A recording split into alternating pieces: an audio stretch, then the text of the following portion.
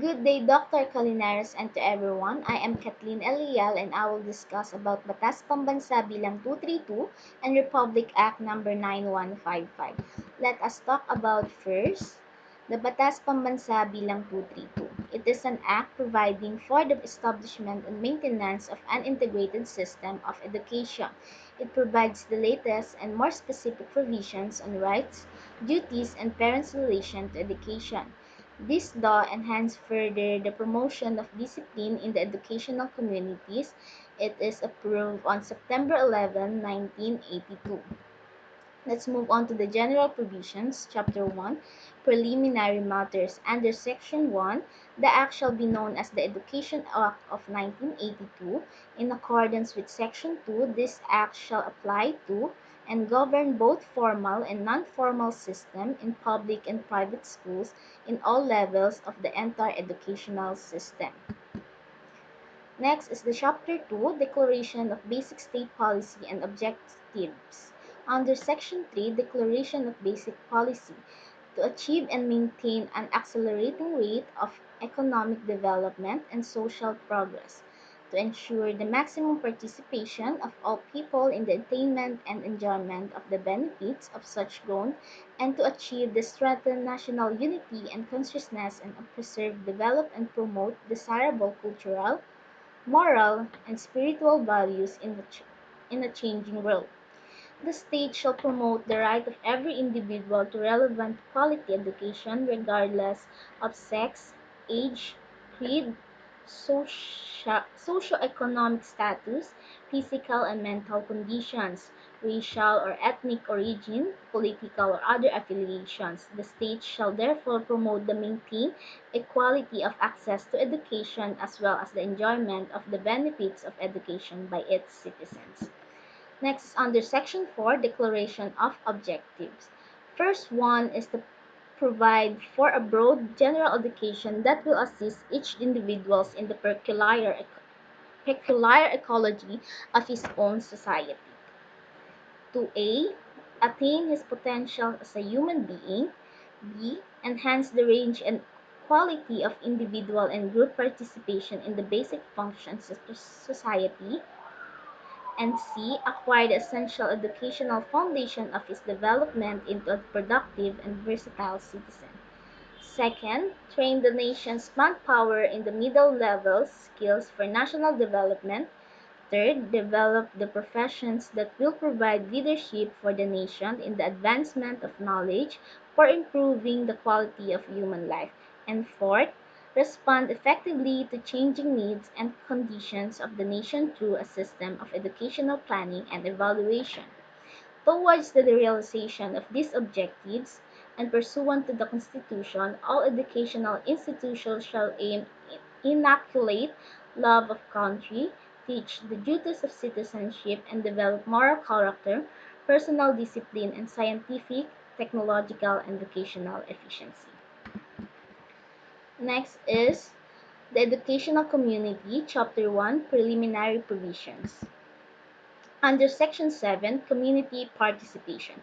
Every educational institution shall provide for the establishment of appropriate bodies through which the members of the educational community may discuss the relevant issues and communicate information and suggestions for assistance and support of the school for the promotion of their common interests. Representatives from each subgroup of the educational community shall sit and participate in these bodies, the rules and procedures of which must be approved by them and duly published. There should be a democratic discussion between the educational institution and the community. They should be able to share and communicate for the common goods of both sides. Next is Chapter 2, Rights. Under Section 8, the right of parents. In addition to other rights under existing laws, all parents who have children enrolled in a school have the following rights. First is to the right to organize by themselves and or with teachers for the purpose of providing a forum for the discussion of matters relating to the total school program and for ensuring the full cooperation of parents and teachers in the formulation and efficient implementation of such programs. We all know that the cooperation of the parents to the programs has a great impact on the result of it. Parents have the right to know the details or informations of the programs that will be implemented in the schools. Second, the right to access to any official record directly relating to the children who are under their parental responsibilities. Parents also have the right to access the record of their child, for example, the Form 137, good moral, honorable dismissal, and transcript of records. Next is Section 9, Right of Students in School. In addition to other rights and subject to the limitations prescribed by law and regulations, and students and pupils in all schools shall enjoy the following rights. First, the right to receive. They have the right to for the competent instruction, relevant quality education, in line with national goals and conducive to their full development as person with dignity. Next is the right to freely choose their field of study subject to existing curricula. They have the right to choose to continue their course up to graduation. Um, Except in the cases of academic deficiency or violation or disciplinary regulations. Third, the right to school guidance and counseling services. They can get guidance for decisions and selecting the alternatives in fields of work suited to his potentialities. Students these days also needs more attention in their emotional issues and can share problems to the guidance and counseling services. Next, the fourth, the right of access to his own school records. They also have the right to access their own school records, and the school shall maintain and preserve its confidentiality. Fifth, the right to the issuance of official certificates. The right to the issuance of official certificates such as diplomas, transcript of records, grades, transfer of credentials, and other similar documents within 30 days of request. Sixth, the right to publish a student newspaper. The right to publish a student newspaper and similar publications, as well as the right to invite resource persons during assemblies, symposia, and other activities of similar nature. Seventh, the right to free expression of opinions and suggestions. Students have their own suggestions and opinions in which we need to hear and consider. They have the right to have effective channels of communication with appropriate academic channels and administrative bodies of the school or institution. 8. The right to form, establish, join, and participate in organization. They can join on this society's rec- they can join on these societies recognized by the school to foster their intellectual, cultural, spiritual, and physical growth and development, or to form, establish, join, and maintain organizations and societies for purposes not contrary to the law. Last, the right to be free from involuntary contributions. They have the right to be free from involuntary contributions except those approved by their own organizations or societies. They should not be forced to contribute on unofficial contributions on school like donation drives and classroom funds. Next is Section 10, Rights of all school personnel. In addition to other rights provided by law, the following rights shall be enjoyed by all school personnel.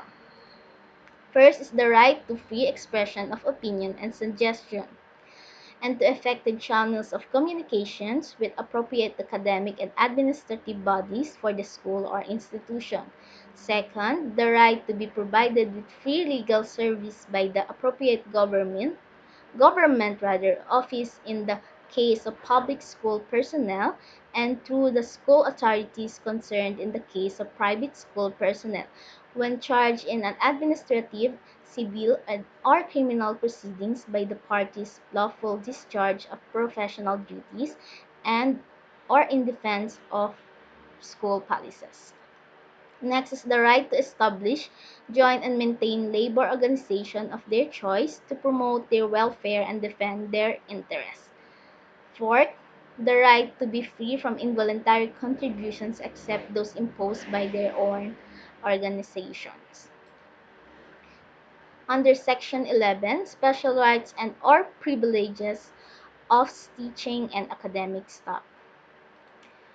First is the right to be free from compulsory assignments. Teachers have the right to be free from the workload not related to their duties as defined in their appointments or employment contracts, unless compensated conformably to existing law. We should not be given works that are not in our contracts.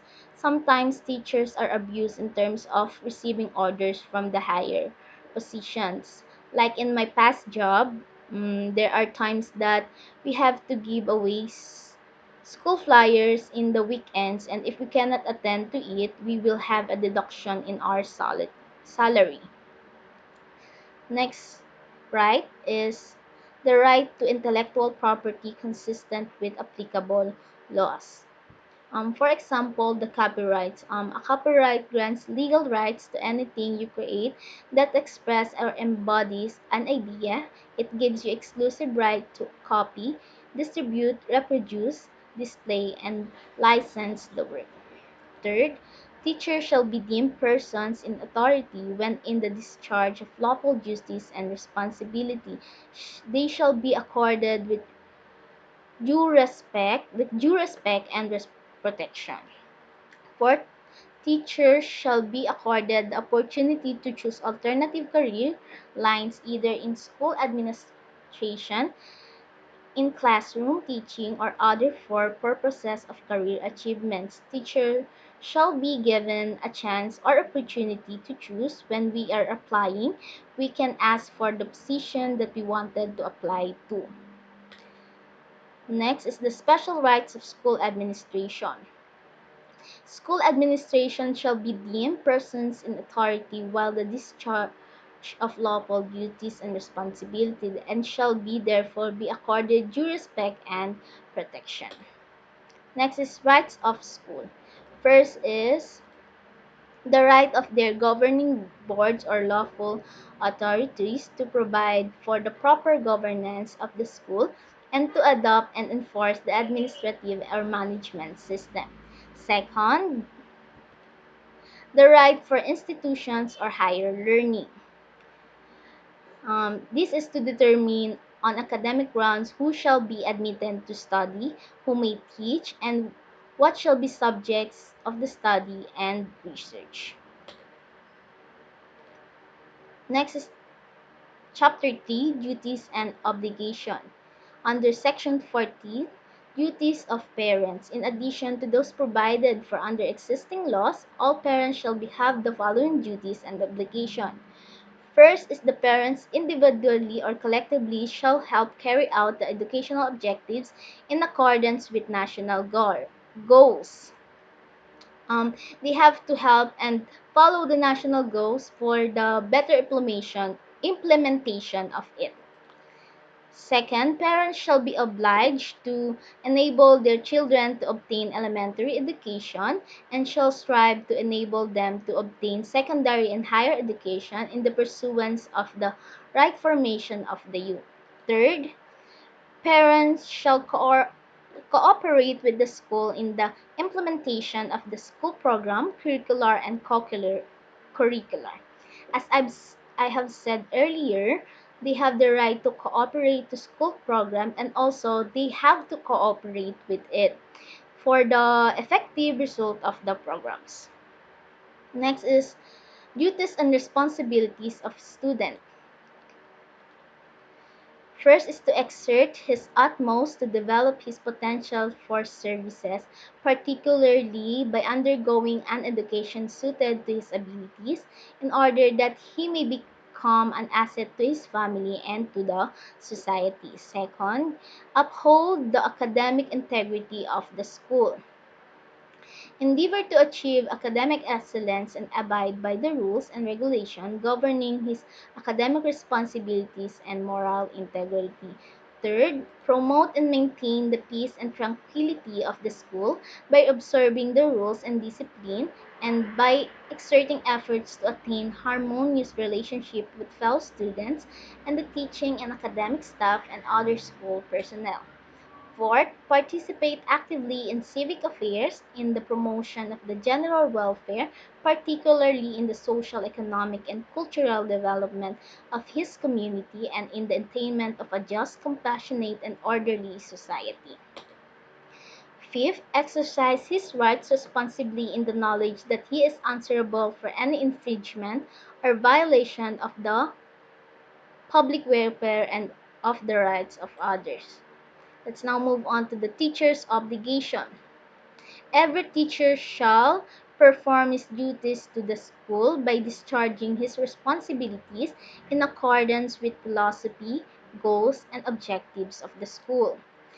Second, be accountable for the efficient and effective attainment of specified learning objectives in pursuance of national development goals within the limits of available school resources. Third, render regular reports on performance of each student and to the latter and the latter's parents and guardians with specific suggestions of improvement. Fourth, assume the responsibility to maintain and sustain his professional growth and advancement and maintain professionalism in his behavior at all times. Fifth, refrain from making deductions in students' scholastic rating for acts that they are clearly not manifestations of poor scholarship. Six, participate as an agent of constructive economic, intellectual, cultural, and political change in the school and community within the context of national policies. Let's move on to the educational system, Chapter 1, Formal Education. When we say formal education, it refers to the structure and chronologically graded learning organized and provided by the formal school system and for which certification is required in order for the learner to progress through the grades or move to higher levels. Formal education shall correspond to the following levels.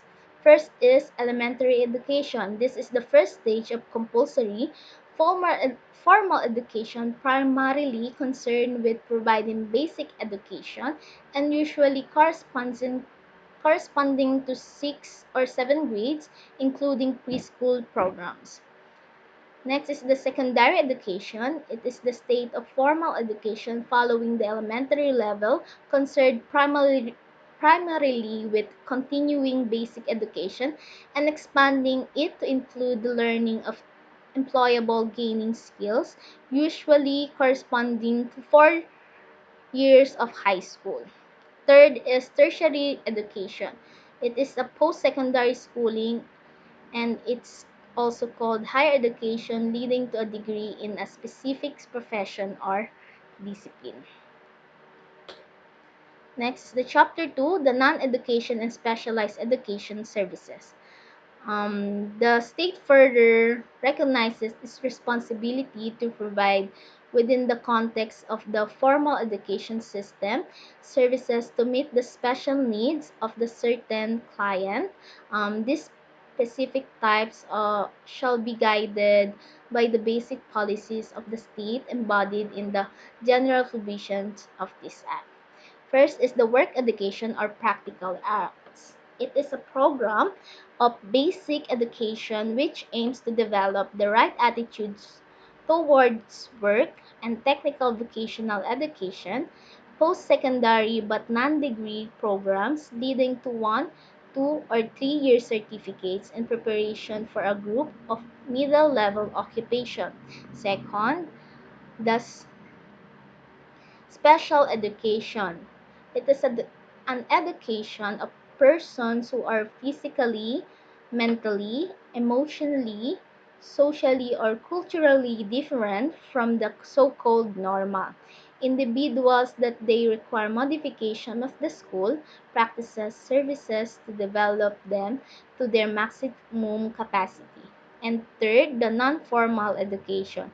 This is any organization or organized school-based educational activities undertaken by the Ministry of Education, Cultures and Sport, and other agencies and aimed at attaining the specific learning objectives for a particular client, specifically to the out-of-school youth and adults distinct from an outside and regular offerings of the formal school system.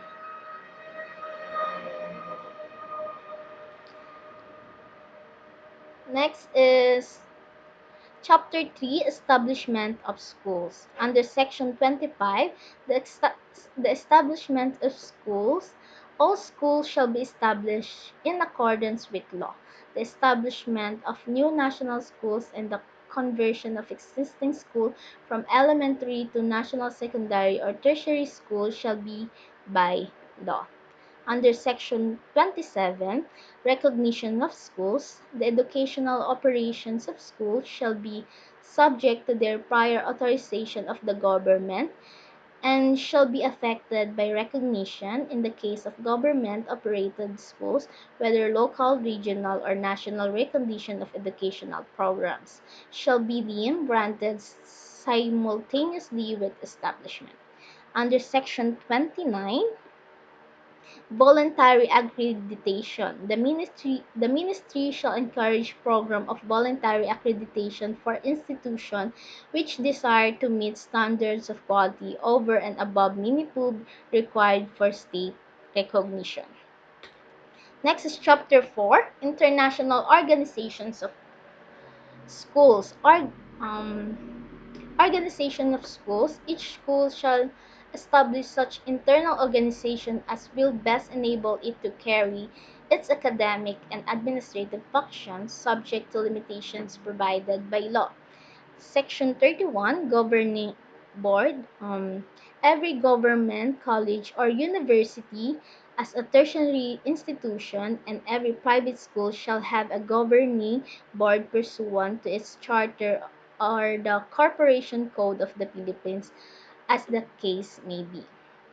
Section 32, Personal Transaction. In private school, the terms and conditions of employments or of personal government schools shall be governed by the civil service, budgetary and compensation laws and rules. In private schools, dispute arising from employee relations shall fall under the jurisdiction of Ministry of Labor and Employment as provided by law regulations.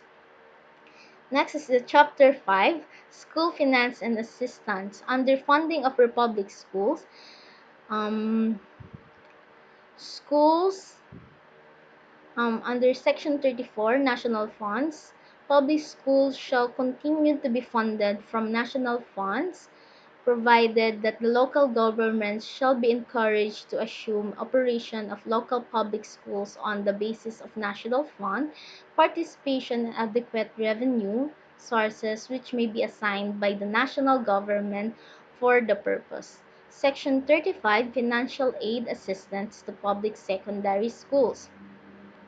The national government shall extend financial aid and assistance to the public secondary schools established and maintained by local governments, including barangay high schools. Section 36, Share of Local Government. Provinces, cities, and municipalities and barangays shall appropriate funds in their annual budgets for the operation and maintenance of public secondary schools on the basis of national fund participation. Section 37, Special Education Fund. Um, The proceeds of the special education fund accruing to local governments shall be used exclusively for the purposes enumerated in Section 1, Republic Act Number 5447, in accordance with rules regulation issued by the Ministry of Education, Culture, Sports, and Ministry of the Budget. And Section 38, Tuition and Other School Fees. Secondary and post-secondary school may charge tuition and other school fees in order to improve facilities or to accommodate more students. And income from other sources. Government-supported educational institutions may receive grants, legacies, donation, and gifts for purposes allowed by existing law. Under the funding of private school, Section 40, funding of private schools. Private schools may be funded from their capital investment or equity contribution, tuition fees and other school charges, grants, loans, passive investment income, and income from other sources.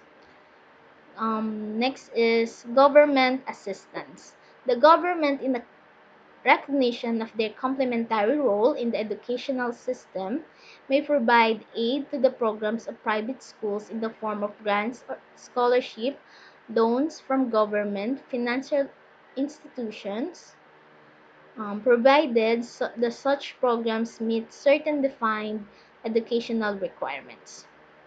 Next is Section 42, tuition and other fees.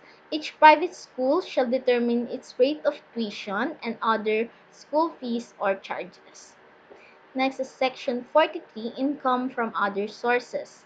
Any private school duly recognized by the government may receive any grant, legacy, and donation, gift, request, or divest from individual, institution, corporation, foundation, trust of philanthropic organization or research institution.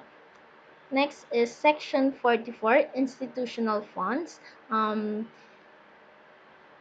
The proceeds from tuition fees and other school charges as well as other income of schools shall be treated as institutional funds. Next is Chapter 5, PADIN.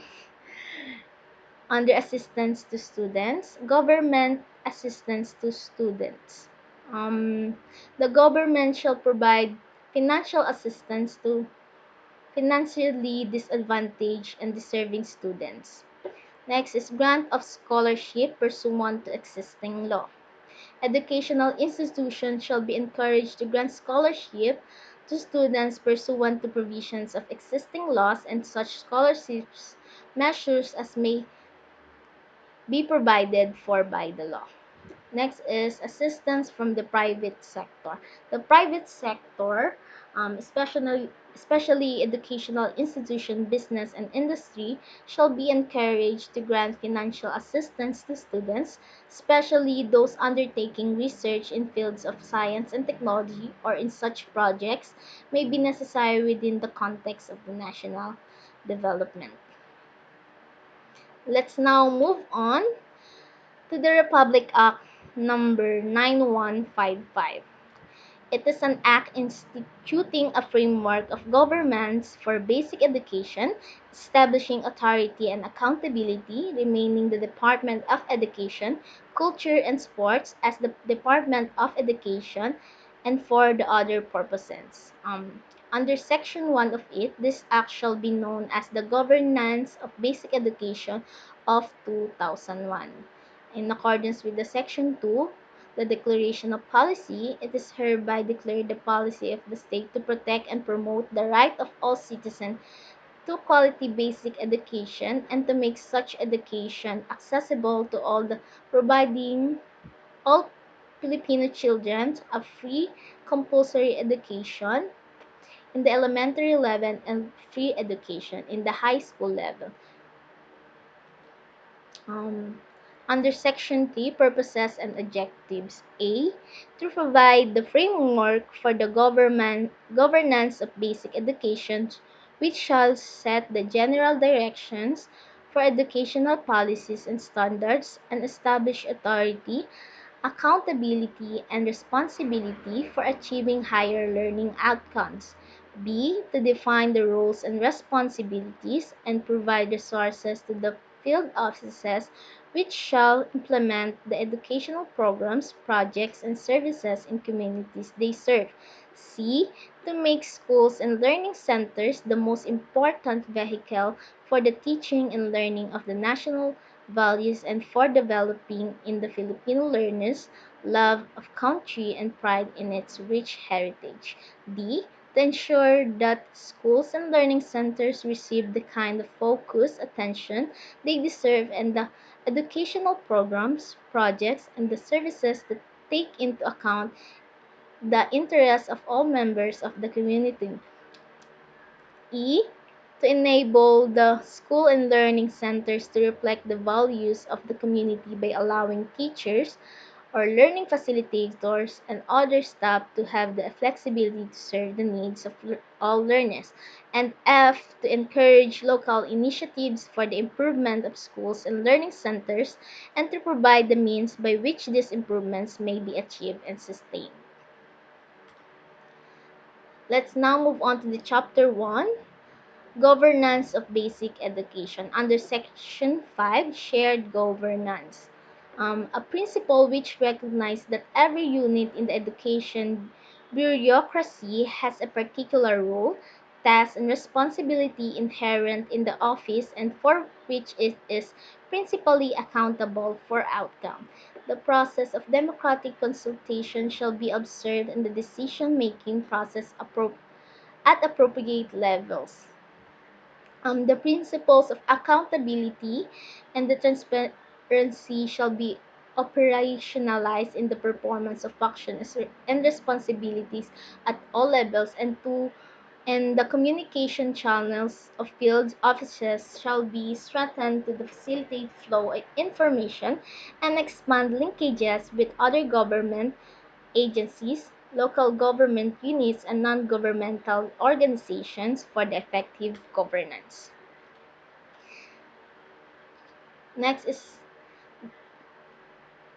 the governance of basic education, the national level. In addition to the powers under existing laws, the Secretary of Education shall have authority, accountability, and responsibility for the following: formulating the national educational policies, formulating a national basic education plan, promulgating national educational standards, monitoring and assessing national learning outcomes, and undertaking national educational research and studies. The Secretary of Education shall be assisted by not more than four undersecretaries and not more than four assistant secretaries whose assignment, duties, and responsibilities shall be governed by law. Next is in the regional level. Um, There shall be as many regional offices as may provided by law. Each regional office shall have a director, an assistant, and an office staff for program promotion and supporting planning. Next is the division level. A division shall consist of province or a city which shall have a school division, superintendent, at least one assistant, school division superintendent, and office staff for programs, promotion, planning, administrative, fiscal, legal, auxiliary, and other support services. Next is school district level. Upon the recommendation of the school division superintendents, the regional director may establish an additional school district within a school division. School districts already existing at the time of the passage of this law shall be maintained. A school district shall have a school district supervisor and an office staff for programming promotion. Next is the school level. Um, there shall be a school head for all public elementary school and public high school or a cluster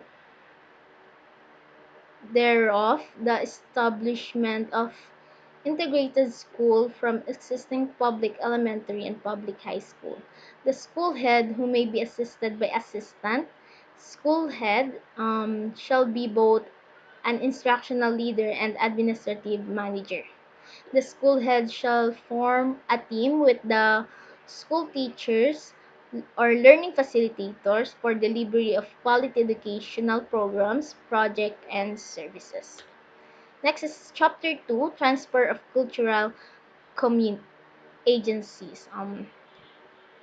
The Under Section 8, the cultural agencies are the Commission ng Wikang Pilipino, National Historical Institute, Record Management and Archive Office, and the National Library. Next is Chapter 3, Abolition of the Bureau of Physical Education and School Sports. Under Section 9, Abolition of BPES. All functions, programs, and activities the Department of Education related to sports competition shall be transferred to the Philippine Sports Commission or PSC. The program for school sports and physical fitness shall remain part of the basic education curriculum. The Bureau of Physical Education and School Sports or BPES is hereby abolished. The personnel of BPES presently detailed with the PSC are hereby transferred to the PSC without loss of rank, including the plantilla positions they occupy. All other BPES personnel shall be retained by the department. Next is Chapter 4, the last slide, the support and assistance of other government agency. Under Section 10, the Secretary of Education and the Secretary of Budget and Management.